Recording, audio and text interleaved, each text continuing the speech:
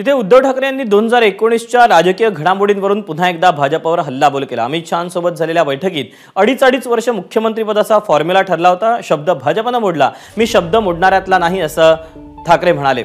राजन साळवी आणि रवींद्र वायकरांवर गुन्हे दाखल झाल्यावरून देखील त्यांनी सत्ताधाऱ्यांवर टीका केली।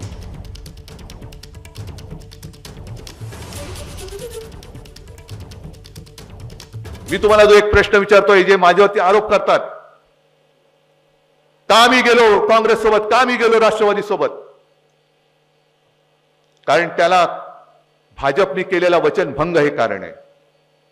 भाजपने जो एक मला शब्द दिला होता, हो मी उघड सांगतो, अमित शहानी येऊन शिवसेना प्रमुखांच्या खोलीमध्ये जो मला शब्द दिला होता की अडीच वर्ष माझ्यासाठी नव्हती, मी शिवसेनेसाठी मागत होतो, शिवसेनेचा मुख्यमंत्री पाहिजे। आणि त्यांनी सांगितले चालेल, पद आणि जबाबदाऱ्यांचा समान वाटप आम्ही करू। पद मुख्यमंत्री पद आहे की नाही, मुख्यमंत्री पद ही जबाबदारी आहे की नाही? मग ह्याचं जर समान वाटप, ह्याचा अर्थ मी जे बोललो होतो तेच मानलं होतं, पण शब्द तुम्ही मोडलात, मग मी लोकांना काय तोंड दाखवलं असतं? तुमच्यासमोर काय म्हणून मी आलो असतो? का घाबरला तेवढे?